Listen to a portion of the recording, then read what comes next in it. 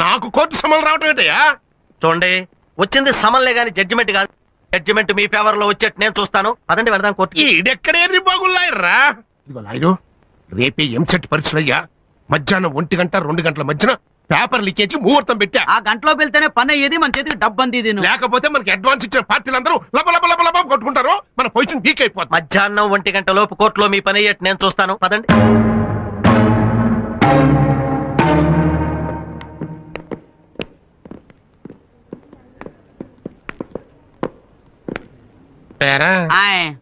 కుర్రలాయర్ కనపడలేదండి. మన దెబ్బకి భయపడి తోక ముడిచాడా? ఓ సార్ అటు చూడండి.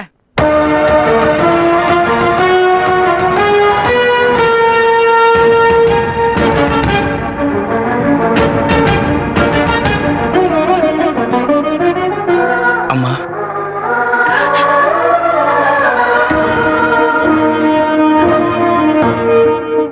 నాన్న, నేను లాయర్ అవ్వాలనే ఇన్నాళ్ళు మీ ఆశయాన్ని ఈరోజు నెరవేర్చాను.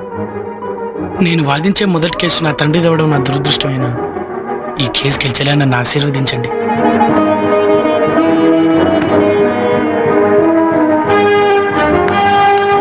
సత్య, రేపు ఎంసెట్ ఎగ్జామ్స్.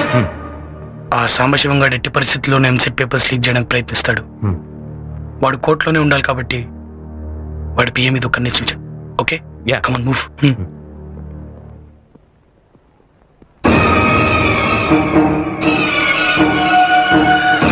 రోడ్డు మీద ఎవరో ఏవో మాటలు చెప్తే ఇంటికి వచ్చి అడగడం ఏమిటండి? ఈ విషయం తెలిస్తే నలుగురిలోనూ మా పరివేం కావాలి. మీ తరఫున వాదించేందుకు ఎవరన్నా ఉన్నారా? yes your honor.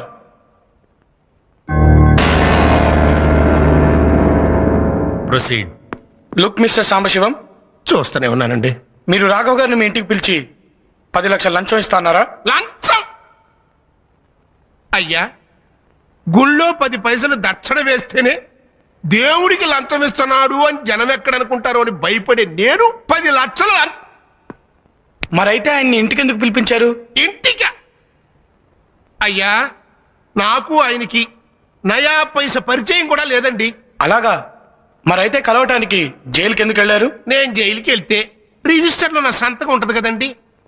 పెట్టు. యువర్ ఆనర్, చట్టానికి కళ్ళు లేవంటారు, కానీ ఇప్పుడు చట్టానికి కళ్ళున్నాయి. జైలు రిజిస్టర్లో పేరును మార్చగలరు, కానీ అదే జైల్లో ఉన్న క్లోజ్ సర్క్యూట్ కెమెరాలో రికార్డ్ అయిన దృశ్యాన్ని ఎవ్వరూ మార్చలేరు. Please allow me your honour.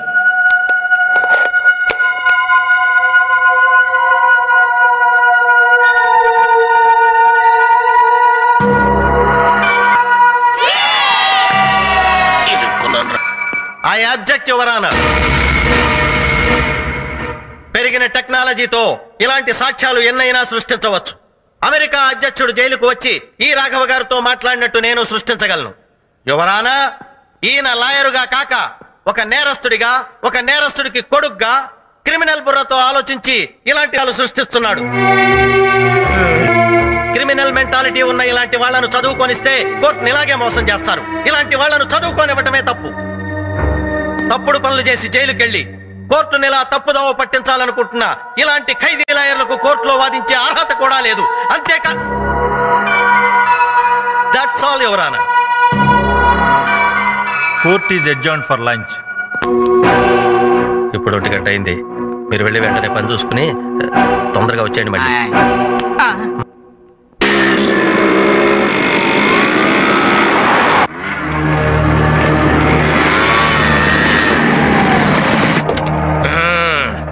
రెడీగా ఉన్నారు? ఏంటండి ఎంత లేట్? మనం చేసేది లీకేజ్ వ్యాపారం. లేట్ కాకుండా ఎట్టుంటదయ్యా? బ్రేక్ టైమ్ లో కానీ బోల్ నుంచి బయట పడలా. సర్లే, క్యాచ్ తీసుకోండి సార్. అందరిది కలిపి 2 కోట్లు. ఇదిగోండి సార్ పేపర్లు. Okay okay. రై, ఈ మొత్తాన్ని 2 సూట్ కేసులు సర్దేసి. అలాగండి. ఇక ఒరిజినల్ పేపర్ జెరాక్స్ కాపీ.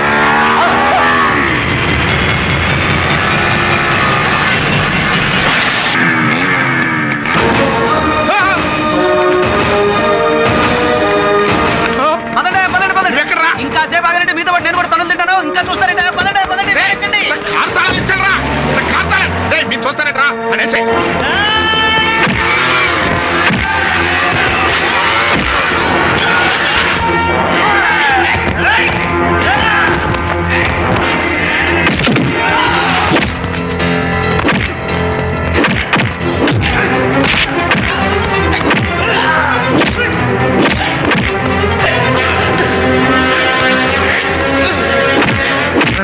బాగుందిరా.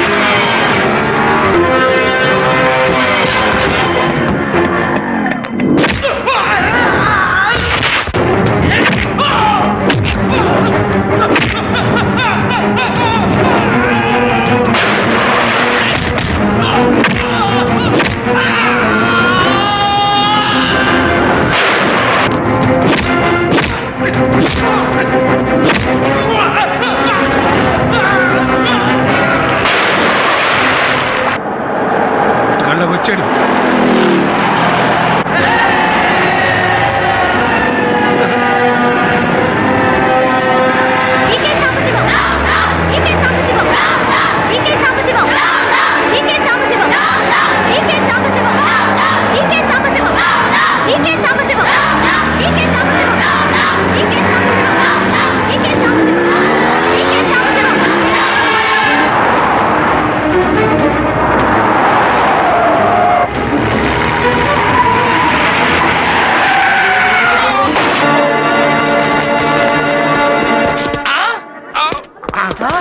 సార్ సంబయ్య గారు వాట్ హ్యాపెండ్ సార్?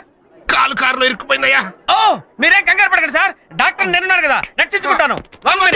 అరే లీకేజ్ డాక్టర్, నీకు చెంచాకి చాకు తేడా తెలుసు ఆయన. నన్ను మంచి డాక్టర్ దగ్గర తీసుకెళ్ళు. ఇచ్చేసాను సార్. సార్ కాలు కోసేసి బాడీ బయటికి లాగేస్తాను సార్, మీరేం భయపడకండి సార్. సార్ కాలు పోతే 2 కర్రలు సంకలో పెట్టుకుని మిమ్మల్ని మీరే మోసుకెళ్ళొచ్చు సార్, కానీ మీరు పోతే మిమ్మల్ని మోయడానికి 4 మనుషులు కావాలి సార్. వద్దు వద్దురా నాయనా, నా చావునేంత నాయనా, నన్ను వదిలేరే. ఈ ప్రాణాన్ని నా ప్రాణం ఇస్తాను sir. Doctor Brahma, what is this? This is operation. Caesarean operation చేసి బేబీని బయటికి తీసినట్టు కాలు కోసేసి బాడీ బయటికి లాగుతా. ఓ షిట్, ఈ టైంలో ఉపయోగించాల్సింది డాక్టర్ తొక్క బ్రెయిన్ కాదు, నాలాంటి great engineer brain. Call cut చేయకుండా కార్ కట్ చేసి బాడీ బయటికి తీద్దాం.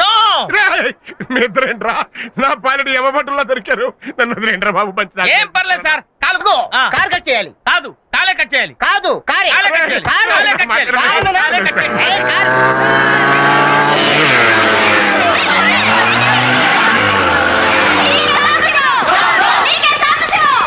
అమ్మో వాళ్ళు వచ్చేస్తున్నారు, మన కాలు చేయి తీసేస్తారు.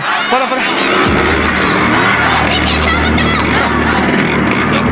అదిచ్చా, నన్ను తొందరగా మంచి డాక్టర్ దగ్గర తీసుకెళ్ళవయ్యా. ఏ నీ వరకు వచ్చేసరికి మంచి డాక్టర్ కావాల్సి వచ్చాడా? నీ వరకు వచ్చేసరికి ప్రాణం విలువ తెలిసిందా? ఒక ఇంట్లో దొంగతనం జరిగితే ఆ ఇంట్లో వాళ్ళు మాత్రమే నష్టపోతారు. ఒక చోట కల్తీ జరిగితే కొందరు మాత్రమే నష్టపోతారు. ఒక బ్యాంక్ రాత్రి ఎత్తేస్తే ఆ ఖాతాదారులు మాత్రమే నష్టపోతారు. కానీ వీడు చేసే పేపర్ లీకేజ్ వల్ల అర్హత లేని వాళ్ళందరూ డాక్టర్లు, ఇంజనీర్లు అయితే మొత్తం సమాజం నష్టపోతుంది. ఈ పాపిస్టు డబ్బు కోసమేగా నువ్వు స్టూడెంట్స్ జీవితాలతో ఆడుకుంది. రేయ్, నీకు ఈ డబ్బు కంటే 10 ఇంతలు డబ్బు ఇస్తాం.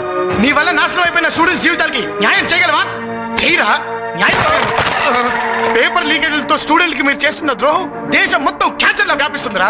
మీరు మీలాంటి విద్యా సంస్థలు తయారు చేసిన స్టూడెంట్లు డాక్టర్లు, ఇంజనీర్లు, టీచర్లు, లాయర్లుగా మారి అన్ని రంగాల్ని సర్వనాశనం చేస్తున్నారు. ప్రపంచ దేశాల్లో ఏ స్టూడెంట్ కి తీసుకుని స్టూడెంట్స్ ఇండియాలోనూ ఉన్నారు. కానీ వాళ్ళ తెలివితేటలు మీలాంటి స్వార్థపరుల వల్ల అన్యాయం అయిపోతున్నాయి.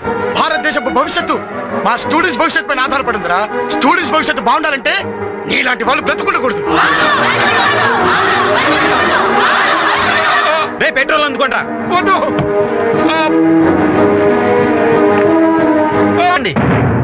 అతని వదిలేయండి.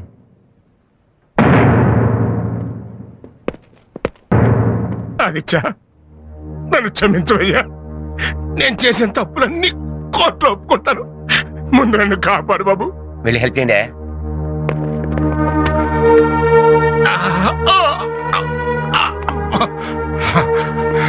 జడ్జి గారు లంచం తీసుకుని ఎంసెట్ పేపర్ లీక్ చేయమంటే చేయనన్నాడని వీళ్ళ నాన్నగారిని లంచం కేసులో ఇరికిచ్చింది నేనేనండి. ఆయన నిర్దోషి. అసలు నువ్వే కాదు, జడ్జి స్థానంలో ఉన్న నేను కూడా దోషిని. ఆదిత్య, నువ్వు శేఖర్ని హత్య చేయలేదని, నా కూతురు జీవితాన్ని నువ్వు కాపాడటంలో అతను చంపాడని నాకు తెలుసు. కానీ నిజం చెబితేనే జీవితం నాశనం అవుతుందని భయపడ్డాను. నేను చేసిన తప్పుకి నా కూతుర్ని విధవం చేసి ఆ దేవుడు నన్ను శిక్షించాడు. ఆ రోజున 4 గోడల మధ్య అబద్ధం చెప్పిన నేను ఈ రోజున నలుగురిలోనూ నిజం చెప్తున్నాను. నువ్వు నిర్దోషివి. ఇన్నాళ్ళు నిన్ను నీ కుటుంబానికి దూరం చేసినందుకు, నీకు శిక్ష పడేలా చేసినందుకు నన్ను క్షమించు. కోర్టులో నువ్వు మీ నాన్నగారు నిర్దోషులని చెప్పి తీర్పు చెప్తాను. నేను చేసిన తప్పుకి నైతిక బాధ్యత వహిస్తూ రాజీనామా చేస్తాను. జైల్లో ఖైదీ ఉండి కూడా పట్టుదలతో లాయర్ వై చరిత్ర సృష్టించావు. యువతకు ఆదర్శంగా నిలిచి స్టూడెంట్ నెంబర్ 1 అయ్యావు. నువ్వు జీవితంలో కూడా నెంబర్ 1 కావాలి. All the best.